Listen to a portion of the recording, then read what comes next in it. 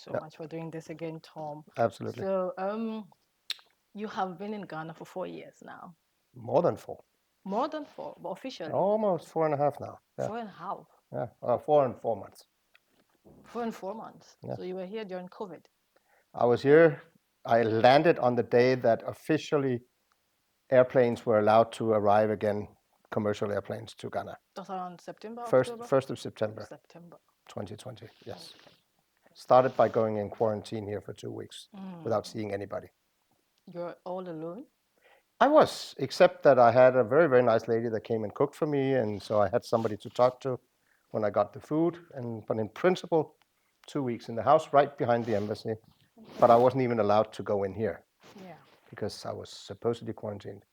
I arrived on a so-called repatriation flight with KLM. It was still registered as such from the COVID days. On the same day arrived not Turkish, Portuguese Airlines, TAP. All those who arrived on that plane were on a commercial flight according to the new rules, and they walked out and were free people and could walk into a bar as they would like, whatever they liked. I spent 2 weeks behind a wall in a country I'd never been to before. I arrived at night, and for 2 weeks I didn't really know where I was. It was quite weird. It So I was got to know the sounds of Ghana or of Accra at night. before I knew Ghana. Yeah, I get Yeah. that. You've been in Africa for 4.5 months. 4 years, 4 months. Yes. So you've experienced some of their elections. I was here during the last elections in 2020. Yes. Yeah, but in Togo, in Sierra Leone. I haven't experienced them. I have Okay. from afar, like in Cote d'Ivoire, which was a year later than Ghana. I followed the election campaign and all the turmoil around it Turmoil. in Cote d'Ivoire Yeah. 4 years ago or 3.5 years ago, definitely. Yeah, they were coming back from, Well, they've had a president for 2 terms, which the constitution of Cote d'Ivoire stated was the maximum. And then he had groomed, I can put it that way, a successor to become, who was the presidential candidate from his party, who unfortunately died right up to the elections. And I guess he felt that he needed to stay in power then. So they fixed it, more I won't say, by having a new constitution. So now he has another 2 terms of 4 years. Wow. So he's on his 12th year now. So how does that compare? Ghana, Ivory Coast, Togo, Sierra Leone, Well, election-wise? very different. I mean, there's How different? not what I would call free elections in Togo. There, it's more of an autocratic system. The president of Togo is the son of the many, many years president before that. Yeah, Deba. So we're in a different situation. In Cote d'Ivoire, they did have what you would call free and fair elections, and he won them based on a new constitution That he supervised. but you could ask yourself if it was totally in accordance with normal democratic principles. But anyway, he's sitting there, he's democratically elected. Then you have the other countries next to, again, Liberia and Sierra Leone. They both had, during this period, elections, free and fair, or what you would call fairly free and fair elections. And also, very importantly, peaceful elections. In Liberia, with a totally non-controversial, peaceful transition from the former football player George Weah to the new president very recently. And before that, you had the elections in Sierra Leone, where there were some controversies, where the opposition opposed the election results. But nevertheless, it was considered a fairly free and fair elections. And the good thing about it is that they have embarked government and opposition on a process to look into all these issues to ensure that, in the aftermath, to ensure that they do not reoccur. Then you have, of course, a different story in Guinea-Conakry, where the opposition took power by the gun in the summer, September, I think it was, of 21, and have been sitting on power since then. So you have a military regime, a non-democratic military regime, that sits on the power and has announced that they will transition, It's been 3 as years. they've been requested by ECOWAS, to democratic governance, but so far it hasn't happened. On the other hand, when you go there and you witness it, it is quite peaceful. There's not a lot of presence of military in the streets. You do not feel you're in a especially military dictatorship. And you also talk to ministers and people there that are civilians and who have, the foreign minister is a human rights doctor. And So the so people want it. I don't know if they want that, but they have accepted it and the government is behaving in a peaceful manner Okay. and have promised they will return to peaceful and democratic situation. Okay.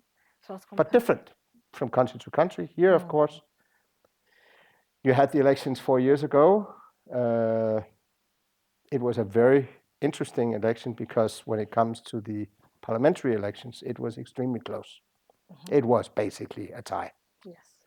with one person, independent, in the middle who could swing. But it was a tie between the two major parties. And the presidential was a little different. It was quite safe win for the sitting president, although the contender, former President John Mahama, did say that he didn't accept the result, but he did also what is a tradition in Ghana. If you don't accept the result, you take it to court, you put it before the Supreme Court, and the Supreme Court ruled. Not in favor of Mahama, but that's the way it is. Just because you put a case before the court doesn't mean you have automatically won it. In all honesty, the court's role is to use their judicial means to reach a result, and that's what they did.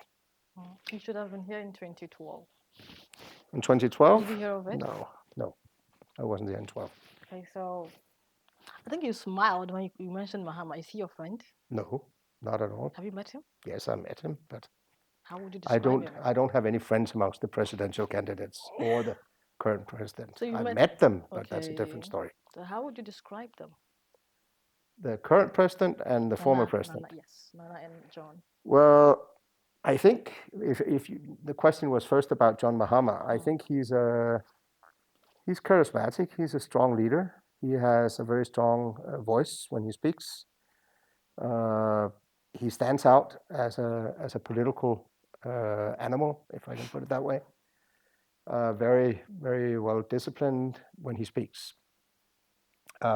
He has his reputation for his period for 4 years in the office, which is only something I've heard about, but part of what brought Akufo-Addo to power was exactly his performance during those 4 years. And then we come to a description of the current president. I think internationally speaking, he's a very impressive person. When he speaks at international functions, he comes across very, very strong. He has a strong background as a human rights lawyer. He is a true defender in his speeches of democracy, good governance, human rights, and also came to power with a very clear signal that one of the things he wanted to do was to battle corruption. Do you think he has done that? I think it has not happened. He has created and also strengthened in some ways some of the institutions that are to be in place in order to be able to fight corruption. But I don't think corruption has been eliminated by far. I don't think Ghana stands out badly there, more than I might have 53 other countries on my back now, but I think the problem is that most African countries are battling with corruption. And Ghana is still battling with corruption, unfortunately. Well, you did say he was a true defender in his speeches. In his speeches, but there's also what happens when you are in office. It's sometimes not so easy to carry out your campaign promises. Well, but I think that's a universal yeah. issue for most politicians. That once they're in office, you also have to deal with a lot of other realities. And battling corruption, fighting corruption, is also fighting a tradition of many, many years. It is ingrained in the people and in the institutions and in the private sector. So unfortunately, what I would say is that, and I will not say any more about that because it does get quite political, but I would really hope, and also I would really have hoped in the current election campaign, that there was more focus on political visions, political goals. What is it we actually want to do to the betterment of Ghana, the Ghanaian society, and the Ghanaian people?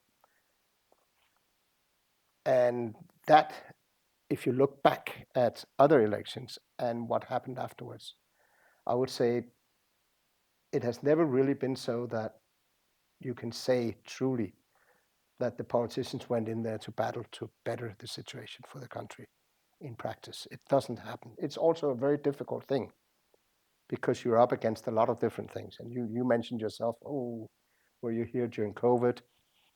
Was that difficult? That was a bad time for us. Yeah, it's a bad time for many places in the world, and it did impact economy. It did impact society. But you also have to deal with it and move on. Don't keep finding excuses. Try to build up solutions instead. And that I still am looking for in the Ghanaian, also in this debate here. I don't see a true political debate. And if you look at it, you didn't ask about the current presidential candidate, the vice president, who also comes across in many ways as a well-educated and smart guy. If I was to do a personal analysis without being too rude, I don't think he has the same strong presence as the two current president and the former president, Mahama, in terms of speaking clearly. But he's very solid in his knowledge, and he has his key focus areas. Some of them I actually like, and there's one political one that I think is one that is true to my heart, and that's digitalization, IT, as a mover of society. So I think he has a political message there, but he's not in the same way campaigning on very, very strong messages. And there's no debate on the real issues. There's actually no debate. What do you think are the real issues? Because well, first of all, the economy. Okay. Where is the real debate on the economy? And you don't. Why is it Ghana managed to move from being a low-income country, one of the low-income countries, to a lower middle-income country some years ago, based on I think not least based on the presence of, or the finding of oil and gas. That lifted the economy. But what I don't see is that lift, excuse me, has been transformed into societal benefits. So it hasn't moved on to benefit the majority of the people. So I think the majority of the people still feel that the economy hasn't benefited, hasn't really lifted to a level where they benefit. We have to have a debate about, or Ghana should have. And I think that it would really have been beneficial if you had open debates between the candidates. He called for it. Who called for it? Bawumia called for it, Mahama rejected. But so far Mahama has supposedly rejected it. I think we have a tradition in Denmark that is very clear. We also have a lot of political parties. And we have had always, whether it's local elections or parliamentary elections, we have not one debate, we have several debates during the period leading up to the elections. Amongst the party leaders, amongst other members of the party, they do local, out in the countryside, debates so you reach out to a very, very large proportion of the population, with all the views represented amongst the candidates, to be able for the voters to have a, what I would call, well-informed basis to judge. And I think that's lacking here. So you don't have this debate. You should have this debate, in my view, on the economy, because that is key. We used to have that in the past, in 2012, in Yes. 2016, and then 2008. That was the famous one. But only between the two parties. No. Or all? I think it was between Would all 12? No, just some selected few. Well, again, where's the democracy in that? True. If you allow, if you meet the threshold that's necessary to stand as a presidential candidate, your views should also be allowed to be heard. But that's one thing. I mean, that I would have really liked to see. As part of that debate, apart from the economy, which I think is important, the other part would be environment and climate. I think it is crucial that you have that debate amongst the people. I think the third thing is to look at the youth.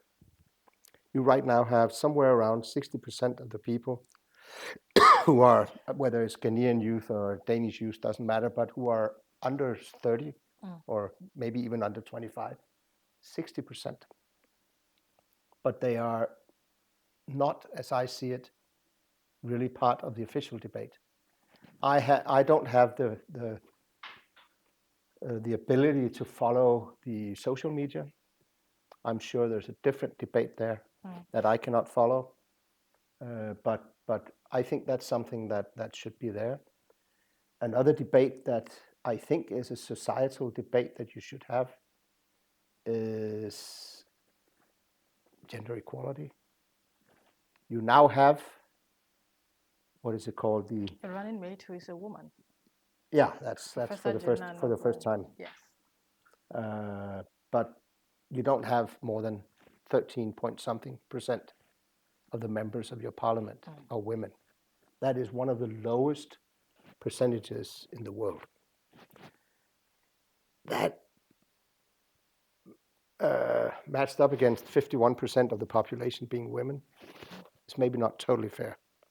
And it's also maybe not totally smart, because there is a lot to be benefited from a more gender balanced political debate and constitution, so that you really have society represented. So youth and women are lacking in the debate, and lacking also both joining in the debate and lacking as issues in the debate.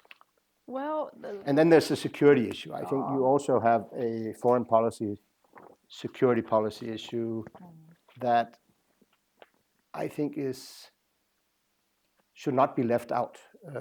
Ghana, and that back to the political debate, I think Ghana still stands out. I have to say, so it's not misunderstood. I still think Ghana stands out as a good example of democracy at work since 32 years now. You have, after all, had all these elections that went fairly peacefully and fairly democratically, and you have fairly democratic institutions and so on. So, but you are surrounded by countries where it's not so well, where the temperature is a little different.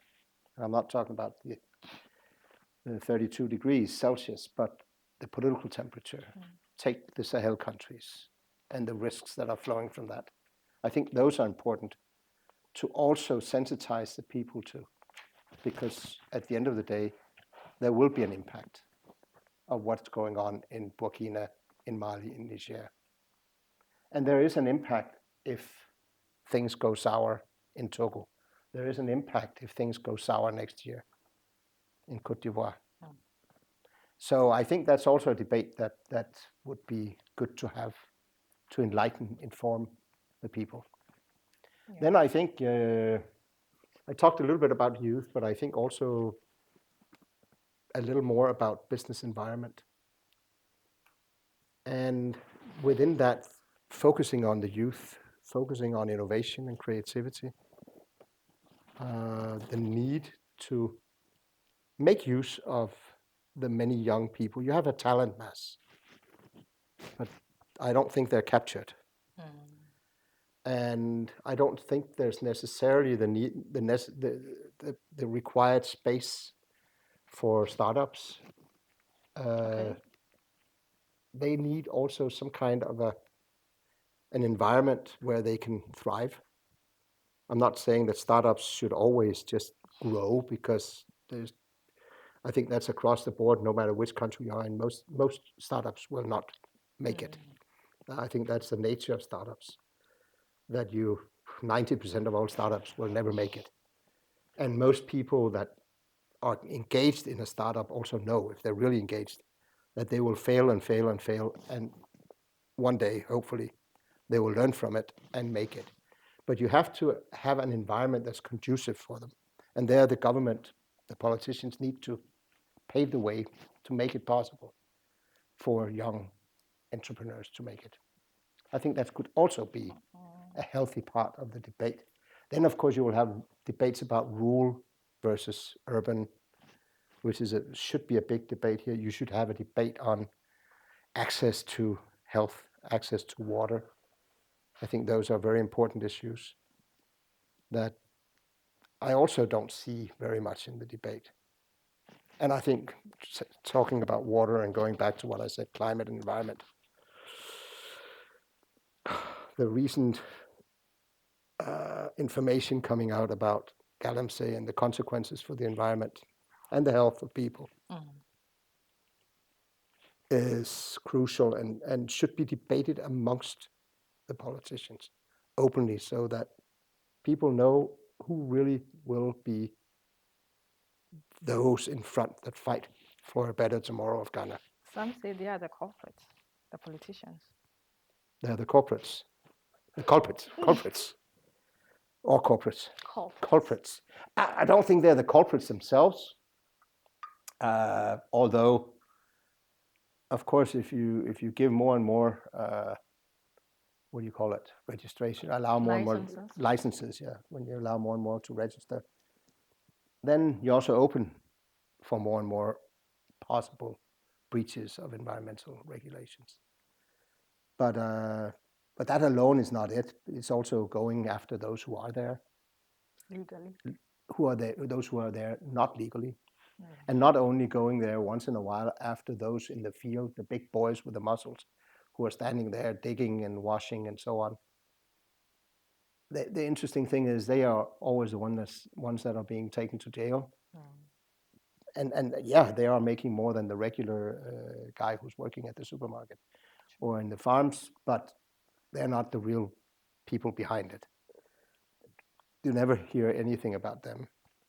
It's interesting to see that those Caterpillar trucks and everything else that's there around there, they're still standing there after the police has been there. Well, that's the money guy who brought them in, right? But you don't follow that trail. So I think that's something you could look at.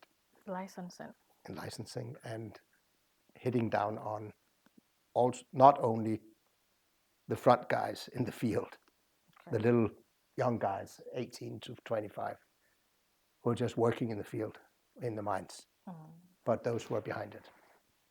And you want the politicians to do this? They should take the lead, of course. But allegedly, most of them are the ones funding these people.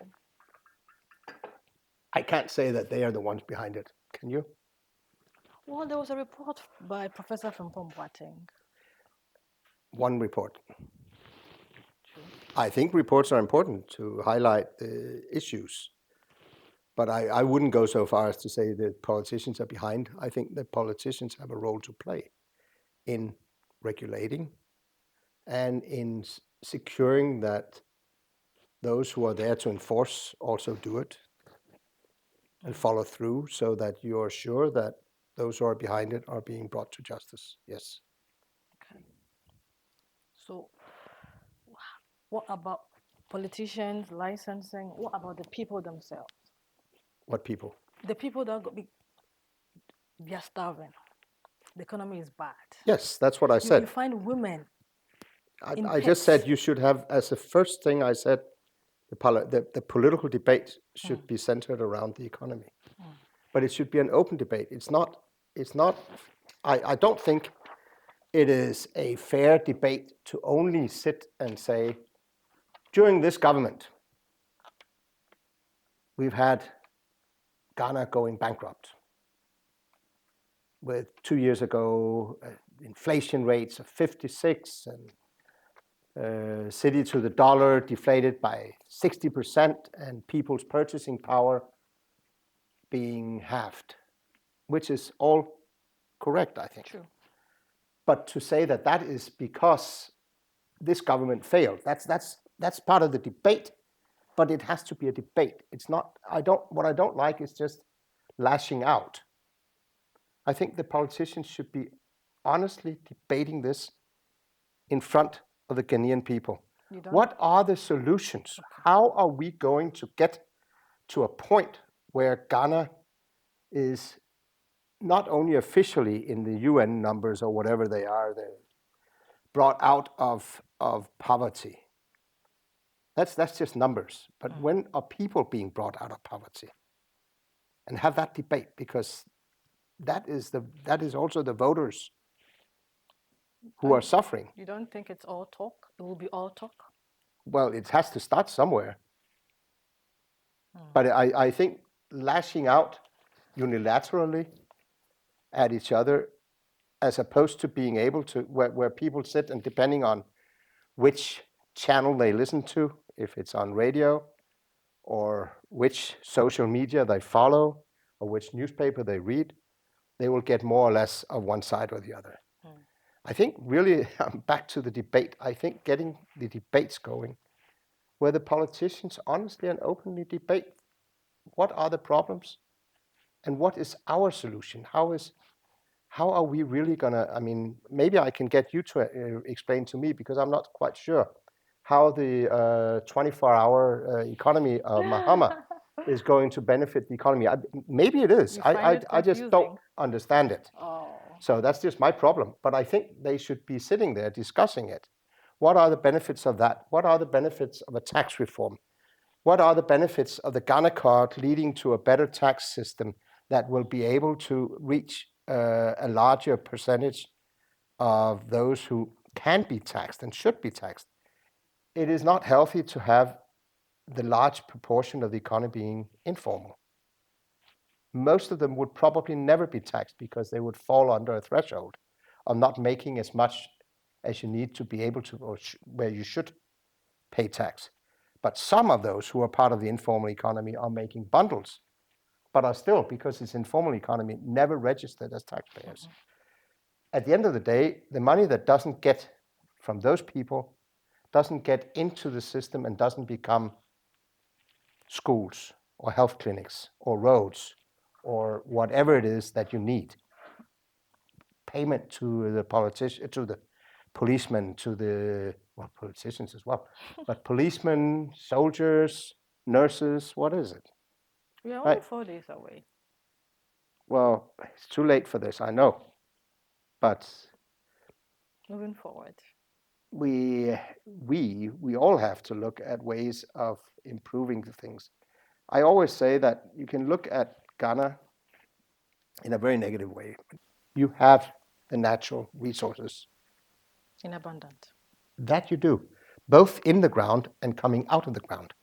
So, you know, you have bauxite, you have oil, gas, you have gold. I mean, whatever it is, there's probably a lot more. The crops as well. And then you have the crops. And then you have crops that you can actually, that yield 3 times a year. Other places just once a year. Think about it. It's enormous possibilities. And then the biggest resource of all is the people. So if you can match that existing natural resource with the existence of fairly educated young people, some of them highly educated, and put that into use and make sure that it's not always those who have the university degree, but also those who have the vocational training, the TVET training, you know, that are the farmers, whatever. Bring them into play as a resource. Lift the level, so to speak. Then I think you have the potential of a dynamic growth. And I don't think it has to take decades. I don't think so. They say it should be a gradual process. It will be a gradual process. It's not going to happen overnight, but it doesn't have to take decades.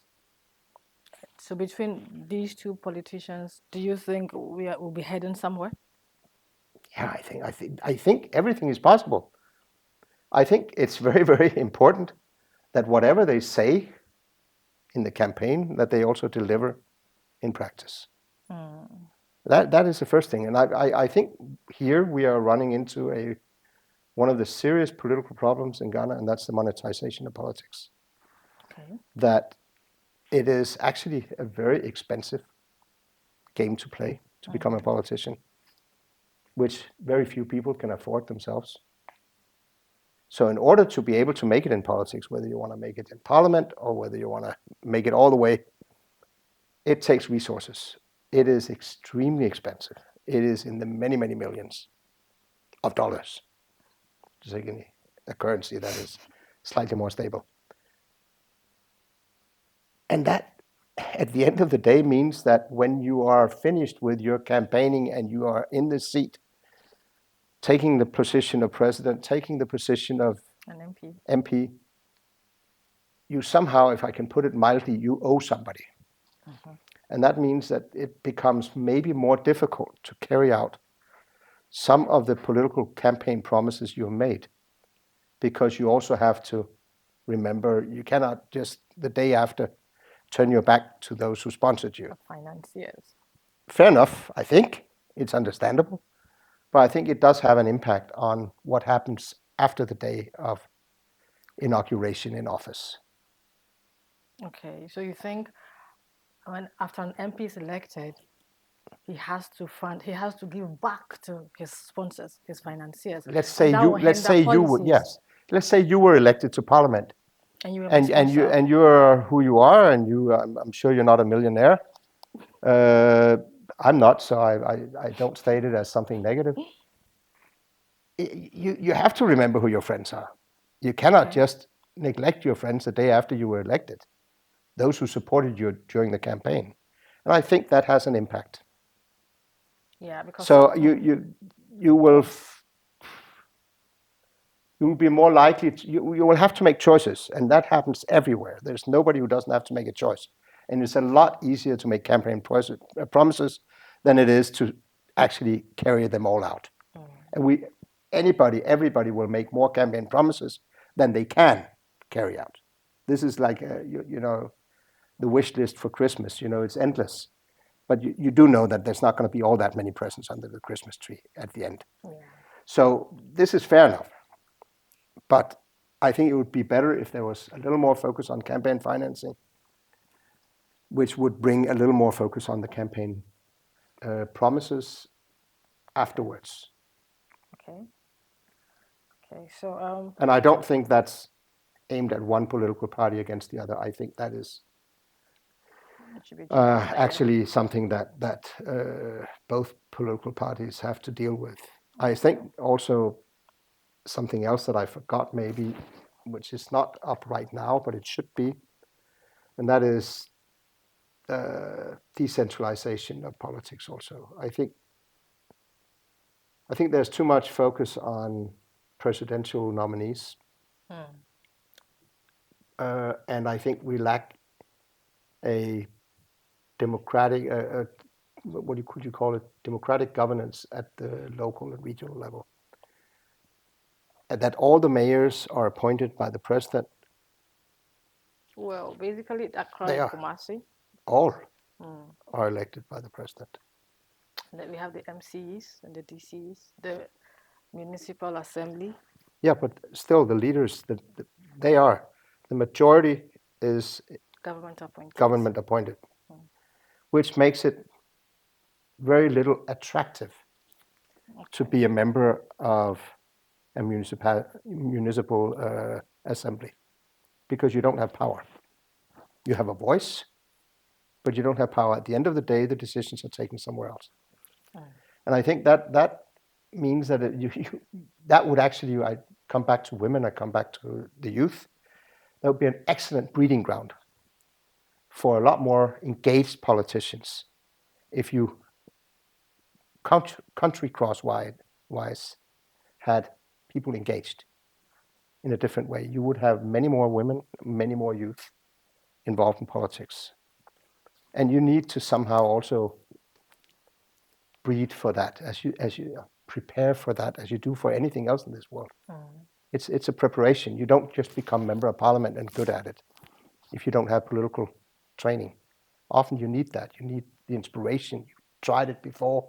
You fought the battles for, land ownership and this and that and the other.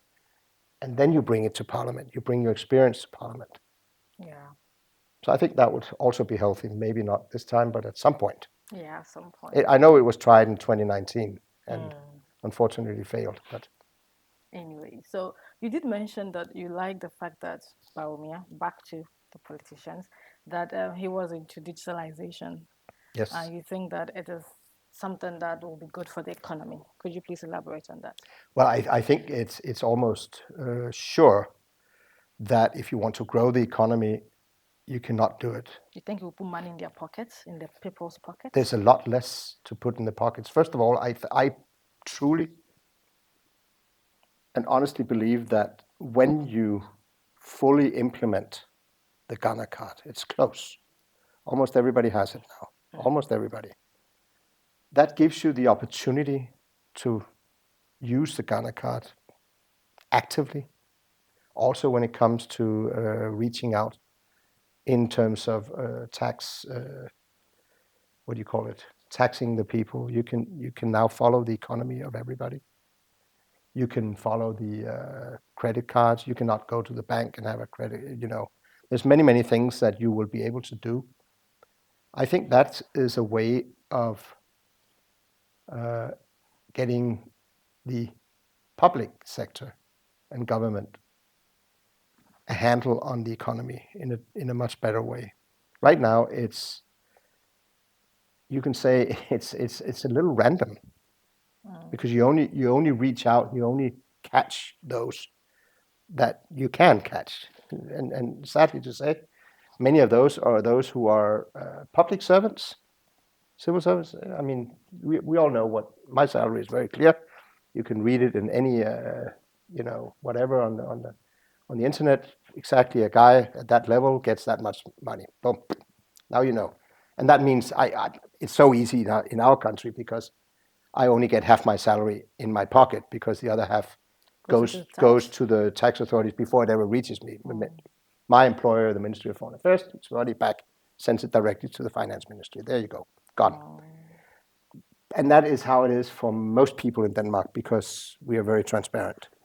So very few people or fewer people have the opportunity to actually hide something. Right now, with an informal economy, as you have, most people can hide. A lot of those are hiding something that doesn't matter because it will never be taxed because it's minimum salaries. That's okay, but as I said before, there are also people who are part of the informal economy who could contribute to the tax base, which would be extremely useful for your economy. That's the public side of it. Some don't even take salary. Some go hand to mouth. Ghana is but not just that's not really gonna change the part that delivers more money to the public sector because there's so little money here, hand to mouth. You want to institute digitalization in Ghana, where a huge chunk of our people are in the hinterlands. They are not in the formal sector. They are not bankers, teachers, that you could be able to track them. They are cocoa farmers. They are fishmongers. Yes. How do you intend to migrate these people? Do they understand what you are talking about? I think it's a challenge and it takes time. But again, if maybe we cannot totally compare countries, and I don't think we should always. And we should also have in mind that things take time, and we were in a different place 100 years ago in Denmark than you are here today, maybe, or that we are today for sure in Denmark. But today, for instance, if I take a farmer and compare a farmer, a Danish farmer and a Ghanaian farmer, you wouldn't be able to recognize them. How? as the same. There's no comparison at all. First of all, the smallholders are gone because it's not viable economically. It isn't. Long time ago, the farmers in Denmark realized that you cannot make a viable living if you have small farms with a few goats, a few chicken, a little bit of crops of this and that, and combine it. It's viable in a local structure, but it's not viable if you want to grow the economy.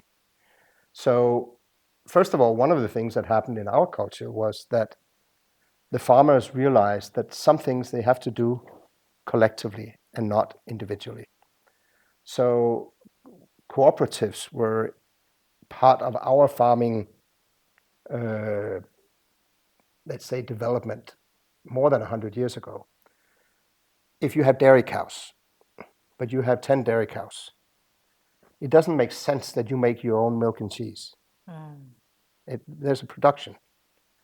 So, but if you have 100 farmers that live around the same place, what they did was they went together and established a cooperative. It's a collective. So, where you then put together they went around and picked up the milk, and it then went to a dairy, what is it called, a dairy production facility, where they then would take it in and produce milk and cheese and butter and all the things that come out of the dairy, or the milk. And then the whatever revenues come out of it will go back to the farmers. But they don't have to do this part.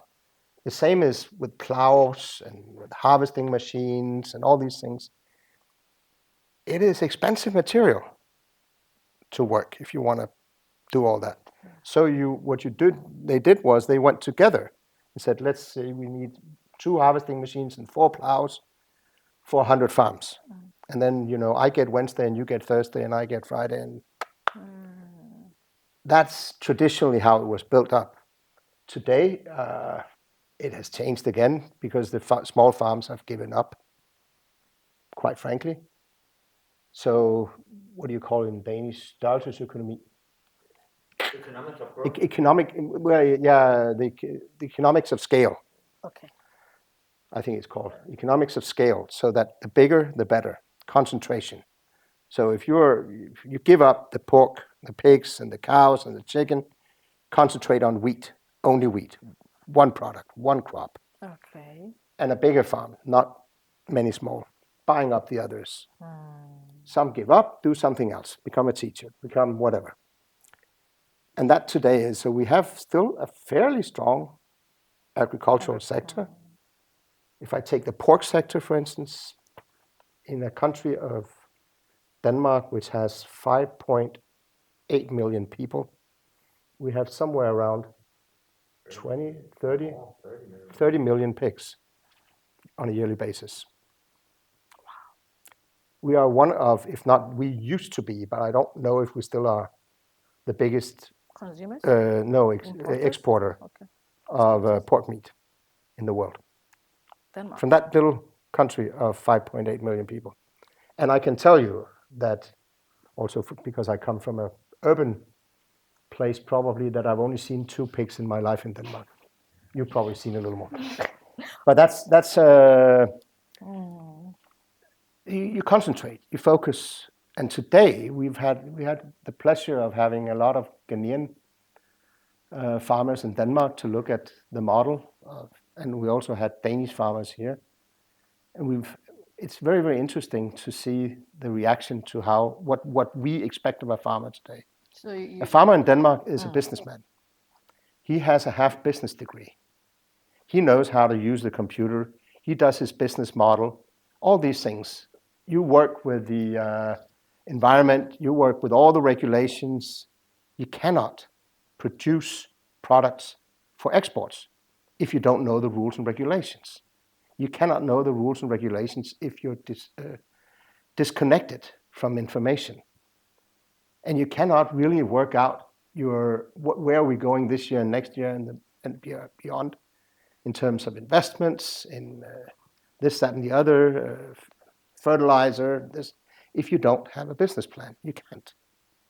So they have a fairly high degree in economy, business, planning, etc. to be able to do this. This is part of our agricultural farming training. Okay. So people go to the Dalum training school or whatever is agricultural training school, and they get like a university degree almost to run a farm. But from the government, they were sponsored by Yeah, the government. part of it is, yes. Wow. Wow. Okay. But that's another thing. Education in Denmark is free, sponsored by the government. So we're in a good place there. So we even get subsidies for studying. So at the university you get. I'll ask my expert here, who's still in the university. How much do you get a month? 800 euros.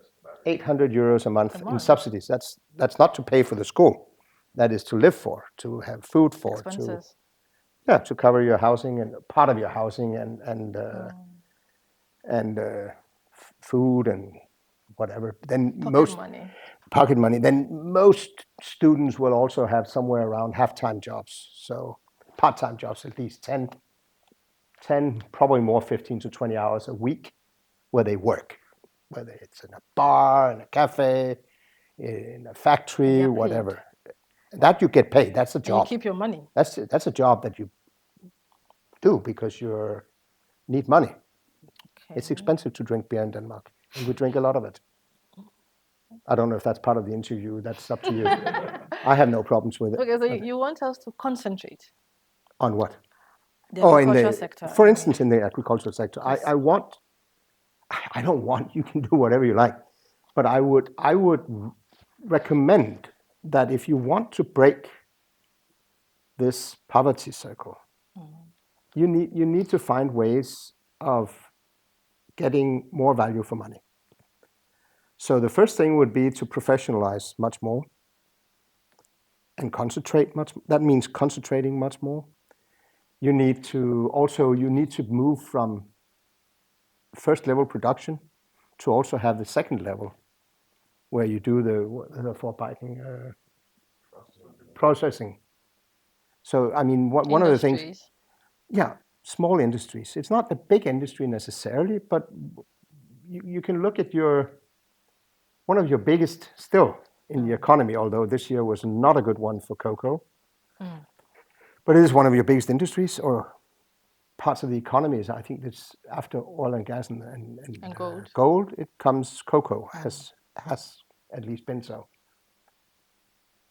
But right now, all cocoa beans are sold out of the country. Somebody else is making the big bucks because the next level is where value is added. So the cocoa farmers are paid only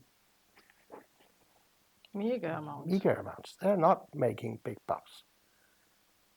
And somebody else is in Switzerland or wherever you make the next part of the production chain, which is, to me, sad. I think you should have a large focus on processing plants for a lot of your goods from the farming sector. You could do the same with shea nuts in the north, cashew nuts. You could do the same with other things that you could do with some of your other products that also would benefit. And that's, again, you need to have the economy of scale to do it. But right now, more than half of all agricultural products produced in Ghana go to waste. More than half. Think about it. It rots. It never makes it from producer to consumer, whatever the consumer is. That is a big loss. It basically means that the farmer does half of his work in vain. Whatever he digs up, half of it is going to die. That is a big waste. It's also, by the way, a climate waste. So it has more than one negative impact. Part of it is transportation. How do you get it from point A to point B? Our road networks are bad. So your road networks are bad, but also what about storing facilities? Yeah. Cold chain when it comes to transportation, so that you transport. The fact of the matter is it grows well here, but it's also 32 degrees most of the time, or it gets down to 25 at night. Not good for all products when they're transported that way for a long time. Yeah. So how do you find ways of strengthening your economy, your agricultural sector? Which is the backbone of the economy. It is still the backbone, but you cannot, it cannot move very far if you don't develop it. And I think that's where there's a huge potential for Ghana, but it has to be done, and you have to take inspiration from where it works. I think that, and maybe here I'll go back to one of the core problems, and maybe it is a core problem for anybody who's at a fairly basic level of economy, that whatever you can achieve in your pocket is taken in your pocket. So if you take the cocoa beans, you get some money, let's take it. We make some money. You dig up some oil, it's not called that, but you get some oil and you immediately sell it off. Why isn't there one refinery? Well, there's one, I think, but that's it. In all of Ghana, it's your second largest, if not largest, part of your economy. Oil and gas. Yeah, oil and gas. Why is there no refinery? That's processing. That's the next level.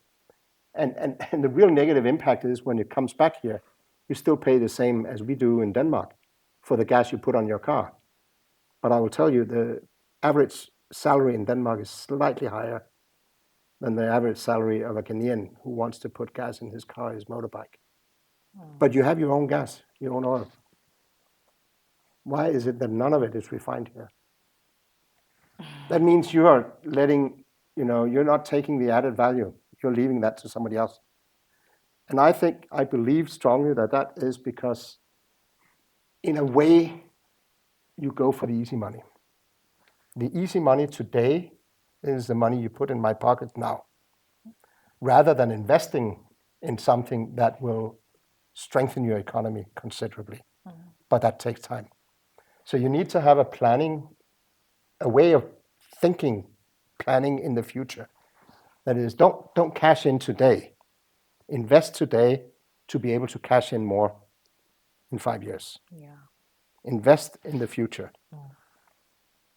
Yeah. So that would be a healthy debate. They always think of the now. That is my point. Yeah.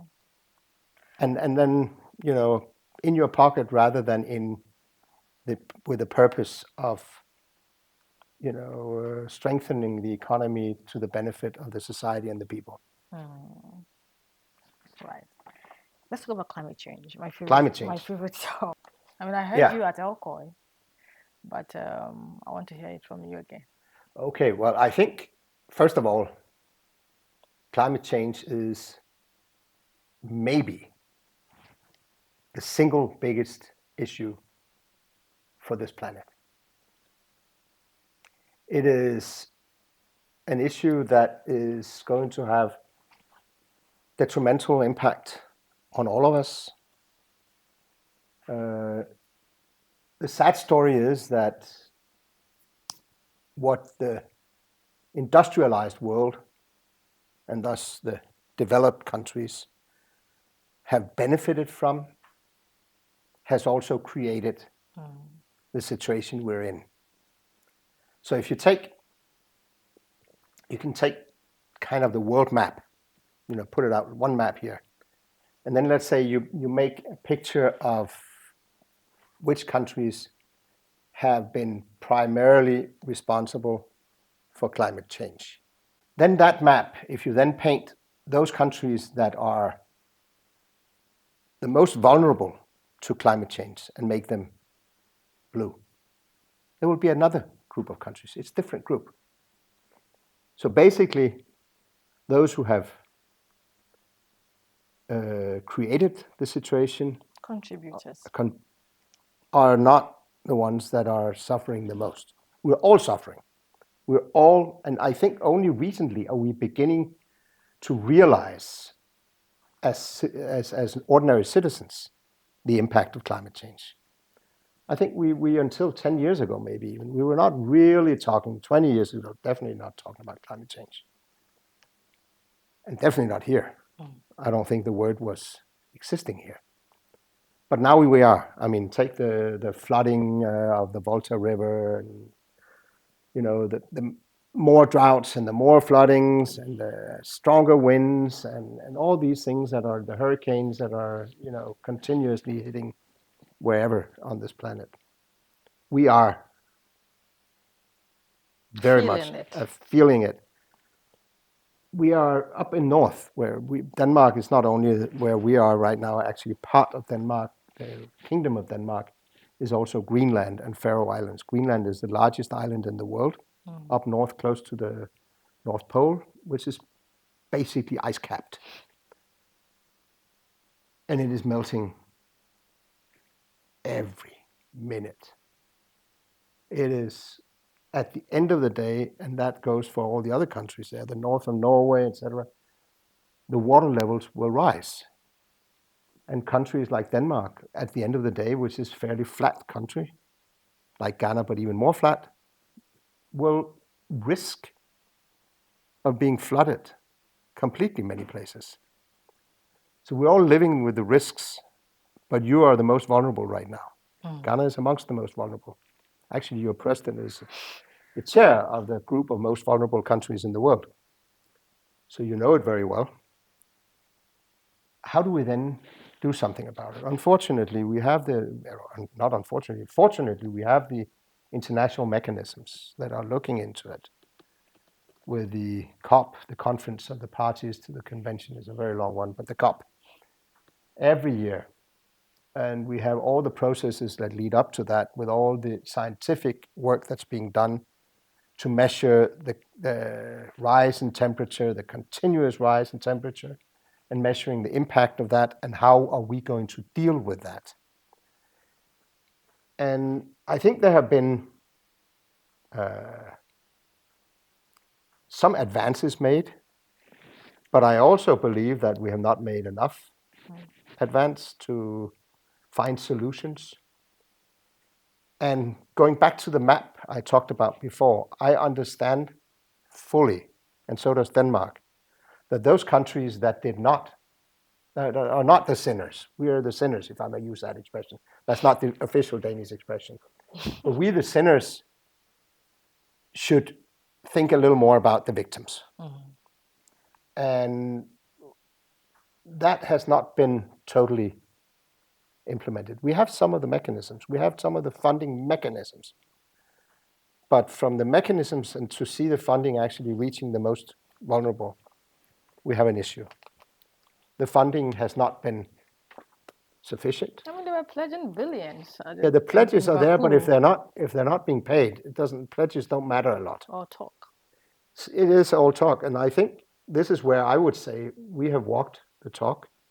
We have, as a very, very large part of our development aid program, and I should say Denmark is one of the 5 countries in the world that actually lives up to the UN target of delivering 0.7% of our GDP in development aid yearly.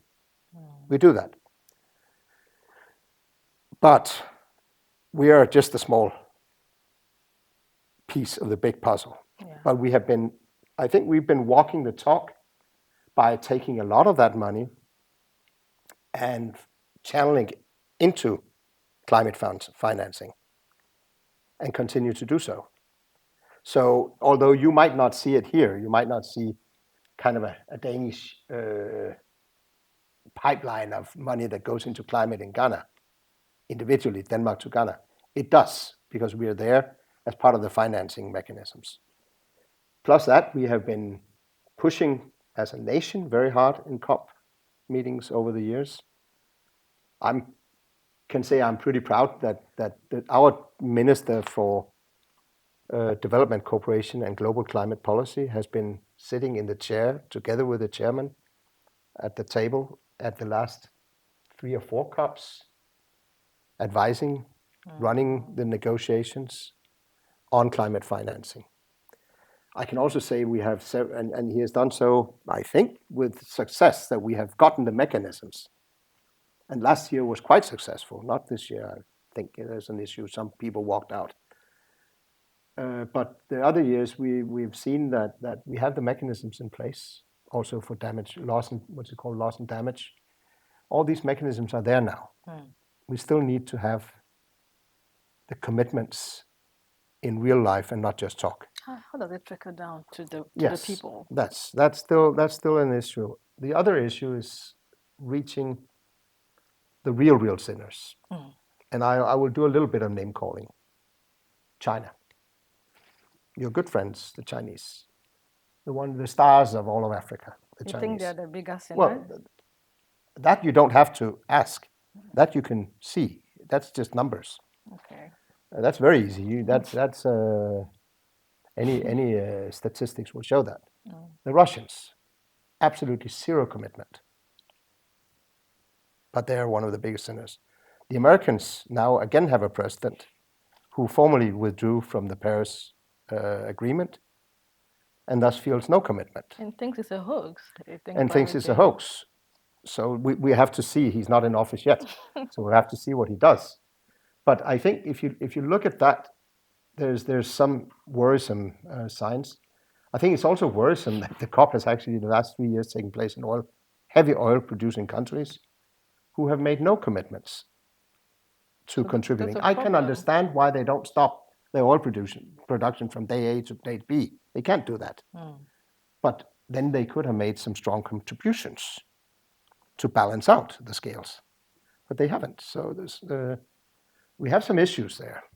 And I understand fully why the most vulnerable countries feel under severe pressure and don't understand why some of us come with our message of dealing with climate change, reducing fossil production and use of fossil fuels, why we tell you that you should have renewable energy and energy efficiency. How is that possible? And my message is, yes, you're right. We need to find solutions. But unfortunately, we cannot stop that message because, as we have seen, the consequences of industrialization are dire for the planet. So no matter whether we live in Africa or Europe or United States or South America or whatever, we all live with the consequences. And the consequences are serious. So we all need to contribute. That will be the message, and that is our message. So our message when we talk climate issues and adaptation, we are not talking about, we understand the fairness discussion. We're talking about how can we nevertheless contribute to things going on here? How can we assist in one way or the other in changing also the thinking in Ghana? We're not asking Ghanaians to stop producing oil and gas. Okay. That would be taking the plug out of the whole machine. You wouldn't be able to have an economy. You can't do that. Yeah. But to build up alternatives as well at the same time to ensure that you're not making the same mistake we made. But why should we be the ones to sacrifice? But how are you going to do it otherwise? Well, I'm not saying we should not. We are. I just said we are. Okay. We are walking the talk. We are paying the money into the financial institutions, the climate financial institutions. So it's all money? You have to cut down on so many things. Oh, we are. In Denmark, how is it now? I think renewable is now 36% of our energy, maybe more. I think it's more. Maybe it's much more now. Maybe it's 50%. But the goal is zero. The goal is zero by in 2050. 2050. We will not have fossil fuels anymore in Denmark. That's the goal. Yeah. Right now, I think we are aiming at 50% by 30. I think it's 2030. 2030, so that we are phasing out. We have made the sacrifices, so to speak. We have made sure that our energy sector has been based on renewables. We have on some days, our electricity comes almost 100% from renewables, from wind.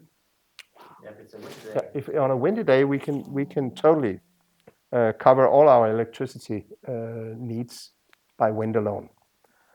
That has gone through a process from nothing to today, where we have invested billions in renewable energy, and especially in our case, in wind. And we are slowly, again, things take time. It's not done from one day to the other. We're phasing out diesel cars are going to be, you cannot sell diesel cars. And some cities are already banning Yeah, them. yeah, you can't. Banning But diesel cars? but they will go into regular petrol cars or Electric? but mostly electric cars. So by some year, there's not an end date, I think, for that, but diesel cars will be phased out. There will not be any diesel cars. Old cars, there's a lot of, that's also for regular environmental purposes, there's a lot of regulations on checking the cars, and if they have too much exhaust and all that stuff, you can't drive them, you get big fines. And by some year, we will have only electric cars.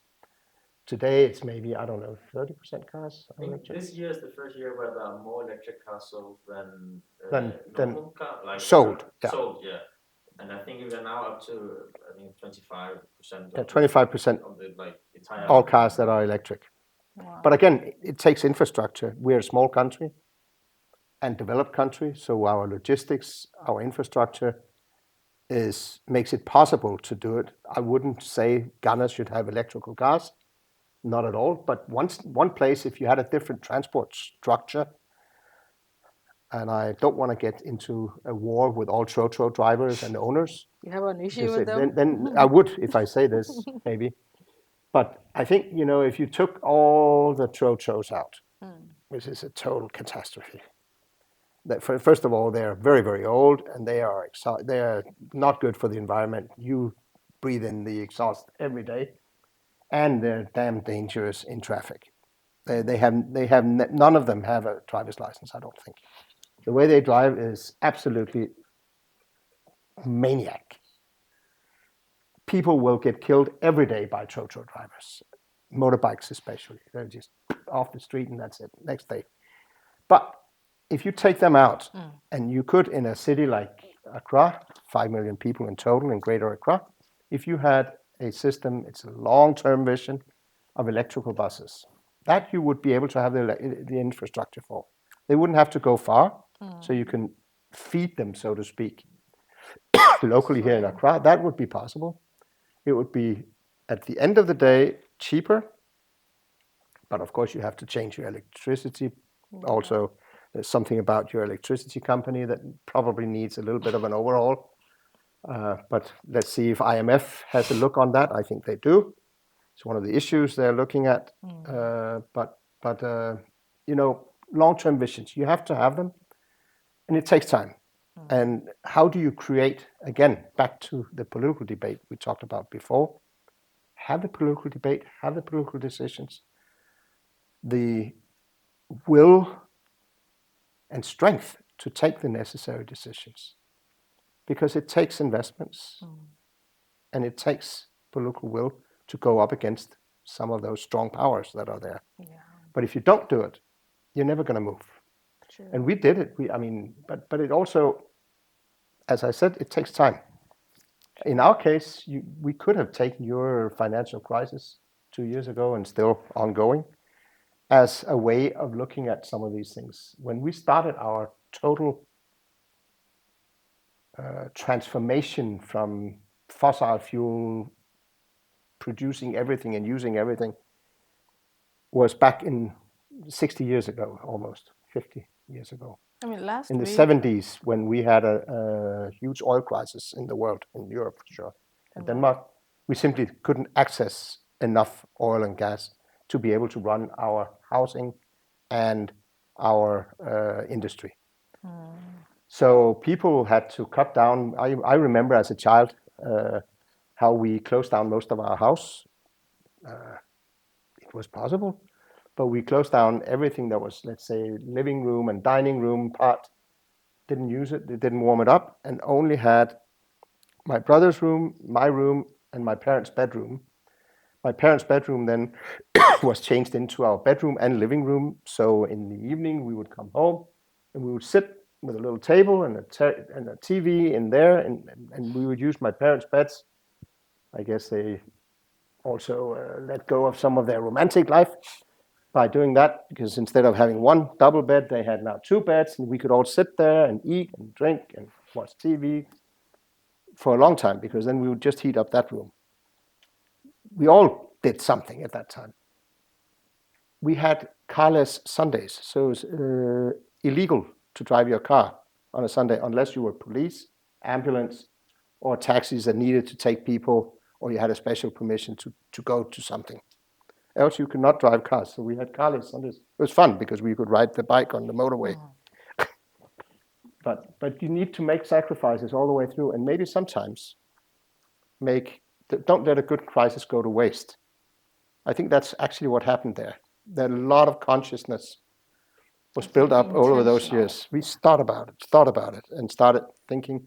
And it creates economic opportunities. Like one of the biggest companies in Denmark today is a windmill company, Yep. a wind turbine company. Exactly.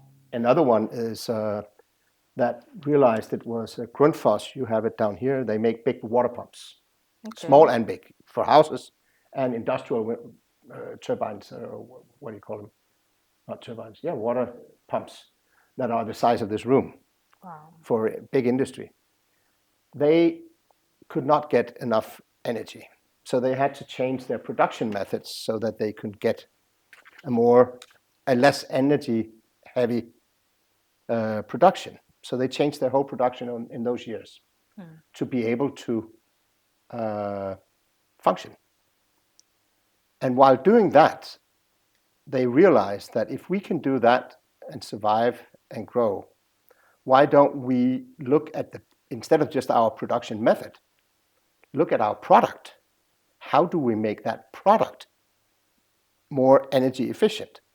So they started developing over the years some much more energy efficient pumps, which is now what gives them the competitive edge.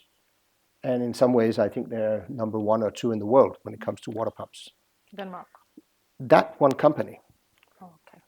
And you need to take these opportunities also when they're there and develop.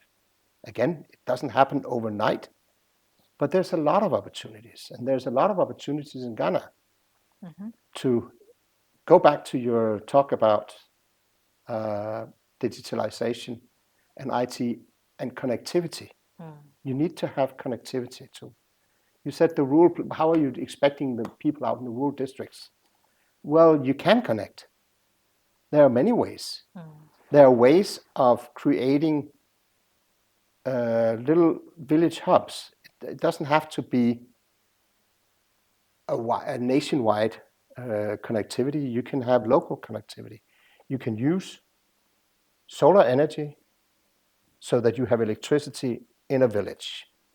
That will also create the opportunity for all those who want to be connected to Wi-Fi. So you can do this. It is not impossible. When you get that, then you also get the opportunity to get information to the farmer about the weather. So the farmer knows now it's going to be a season of this, that, and the other is coming within the next weeks. I can start planning my harvest. I can plan my plowing. I can plan for when do I put the seeds in. All this stuff.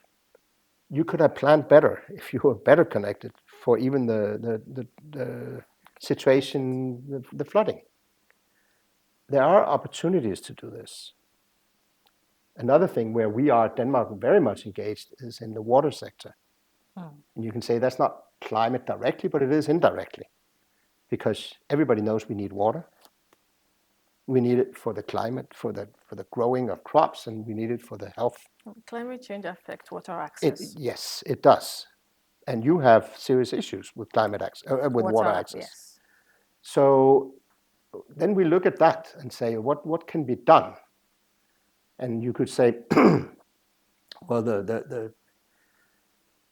the situation is that you have a water loss in your pipes. So when you look at Ghana Water Limited, who deliver water to all the urban areas and all those that are connected, they have a loss in their pipes from where the water comes up, the production to the consumers, of roughly 50%, 46% exactly. So it's almost like when I talked about the vegetables and fruits before, the crops, you lose half of it. This is a valuable resource every day being pumped up somewhere and lost before it gets to those who need it. And you just said access to water. People need access. Well, you can't access water that's lost. Sure. So you lose 50%, 46%.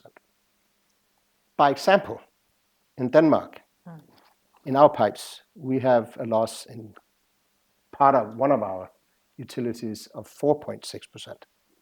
That's 1/10. That's manageable. Yeah. That's basically not loss. There will also always be a loss. How do you then change that? Well, we are working together with Ghana Water, together with locally TEMA, which is a corporation we have, strategic corporation, and the second largest city of Denmark, Aarhus, working together to try to use some of that experience that we have had in Denmark, export it here, the knowledge, the know-how, experience, so that they can reduce the water loss level. Maybe not to 4.5%, I don't think they have that ambition, but maybe to half, which would be fantastic. So that's a way of contributing to changing things here, being more efficient in the future, and thereby ensuring in the big picture, because we're working with TEMA, but we're also working with Ghana Water, which is for the whole country, that they get the knowledge, know-how, and experience to build on to be able to then take that out to anywhere else, to Tamale, to I don't know where. Earlier this year, there was an intense drought up north. Yes. Well, you can't do it over one night. The pipe doesn't come in like that. That is a sad and serious situation. But some of it could have been remedied. Some of it. So actually, what we're doing right now is we're looking at a water project that will be announced next year, but I can just say that it has to do with putting some money into a project up north in the urban areas where Ghana Water does have access, but to build up that network. We are collaborating with Ghana Water. Yes, and in that case with, I can't remember the cities, I think it's both northeast. Savannah? No, it's further up north. Okay. And also northwest. Upper east or upper west, both, I think. This is next year. It will start. It will be announced in the new year, yes. Okay. But it will be quite significant and reach a lot more people. And in that, we're also building in some efficiency models, which again has the focus on how to not, I mean, there will be a certain cost of building up infrastructure. And there will also be energy intensive, some of it. But how do we make it less energy intensive? So finding solutions that will be less energy intensive to be able to produce that water. So that's part of it, energy efficiency also. And that is a way of building in sustainability in the long run. So you have a more sustainable, long-lasting, functioning system. Okay. Thank you so much. You are welcome. Just one topic, my favorite, LGBTQ, if you don't mind. Oh, yes. Yeah, I don't mind it. So you know about the family values bill being proposed by some members of parliament. Yes, Sam George and his group. Yes. You know him very well. Yes. So I just want your take on that, especially for someone like you who, from a country where same-sex marriage is legalized, and Denmark being one of the, if not the first country to legalize same-sex marriage and all that. So I just want your take on the family values bill that Baumia yesterday said that when he is elected, he will assent to it. Yeah, well, first of all, it's not my job to interfere in the political decision making. That is for the government to deal with. But what I would like to say is, and that is to try to a little bit reassure those that think and often argue that this is a Western kind of promotion of our values to Ghana and to other countries. And I would like to say that's not the case. That's a misconception. We're not trying to promote any values as such. I'm personally a happy heterosexual, married, and I have 2 daughters. So I think I'm not specially promoting my own values in that sense. It's not about that at all. It's about the protection of minorities, respect for and protection of minorities, whether those are ethnic, religious, political, sexual minorities. It can be any.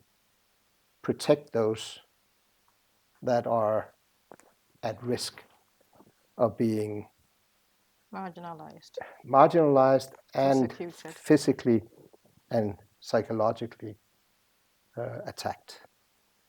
So that is what it is about. It's not about promoting any values. We respect fully that every country has its own values, and I think that's important. I think a country without culture is not really a country. There are things that identify us, but I think something that I will say from a personal point of view that saddened me a little bit was that I came to Ghana, and one of the positive things I took the first period of time I was here was your immediate hospitality and incredible tolerance. That, for instance, you have a very, very strong sense of religious tolerance, which is what is part of the fabric of this country's democracy, I think.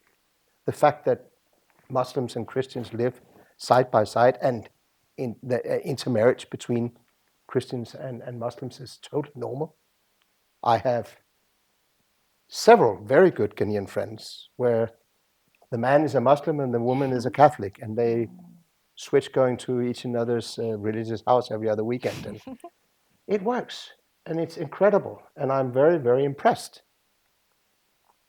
So it saddened me to see how, unfortunately, for reasons that I cannot totally understand, suddenly that tolerance went away when it came to one specific issue.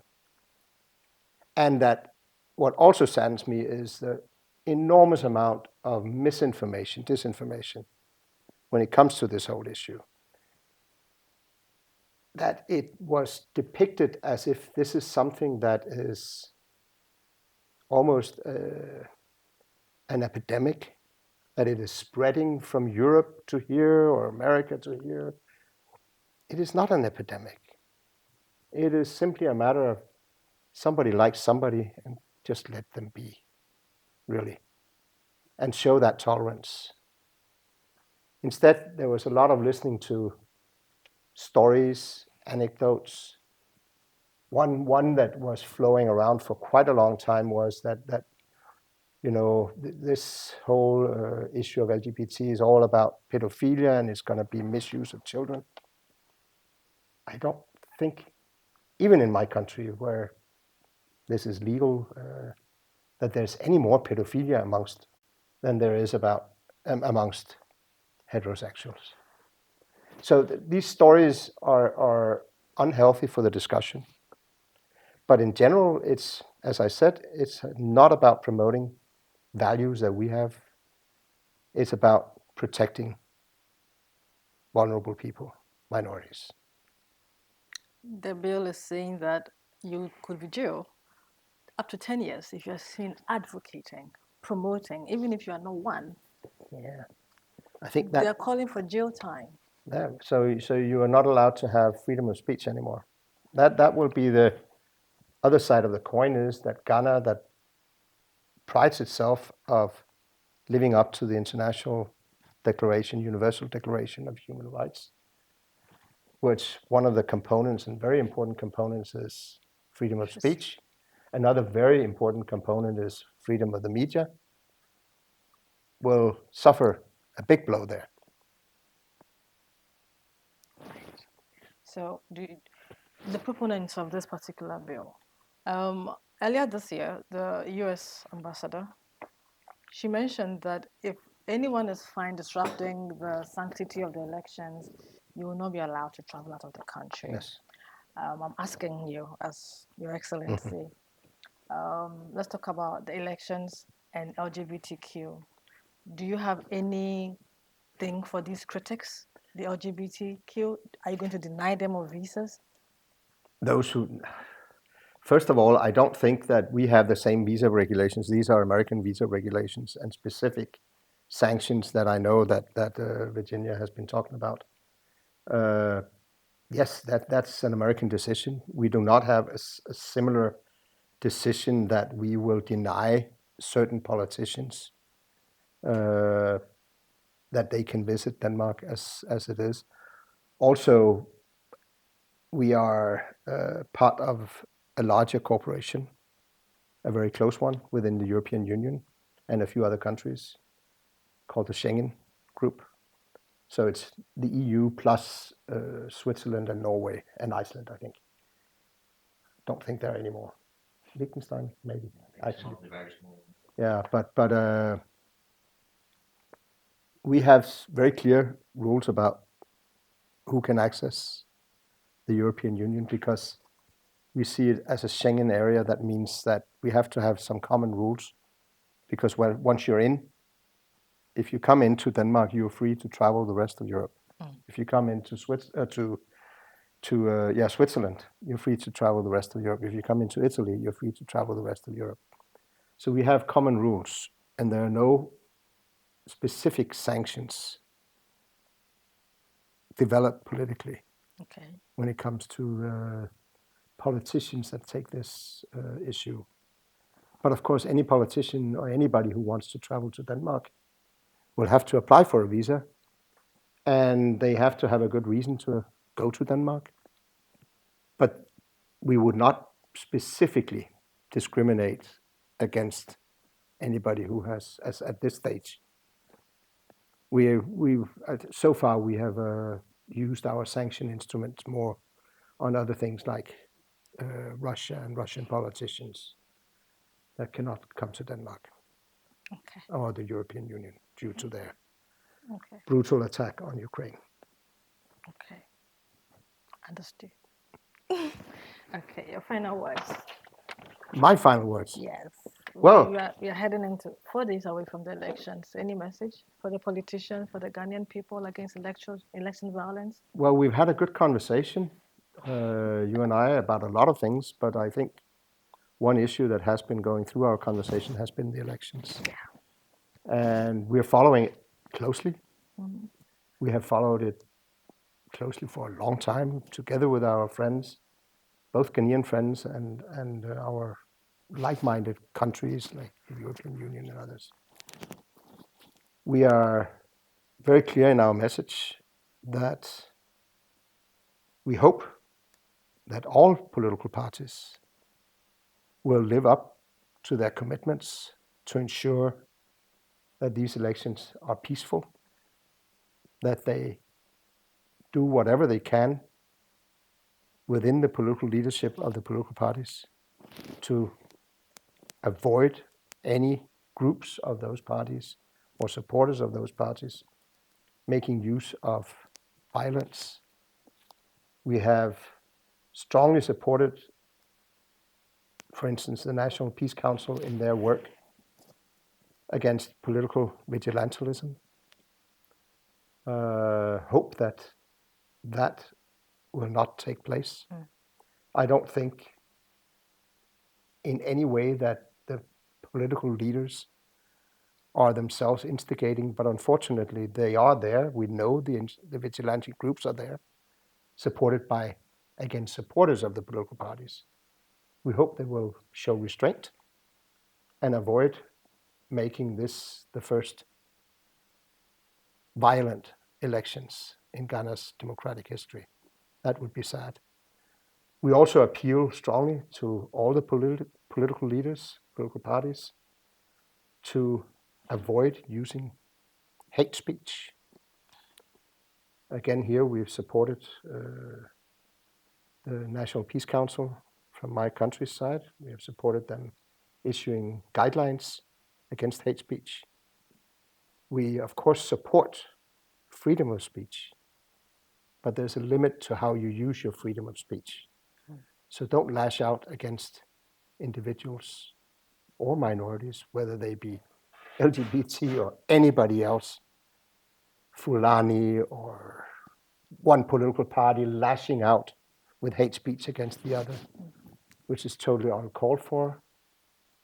And again, only serves one purpose, and that is to raise the level of tensions during the elections.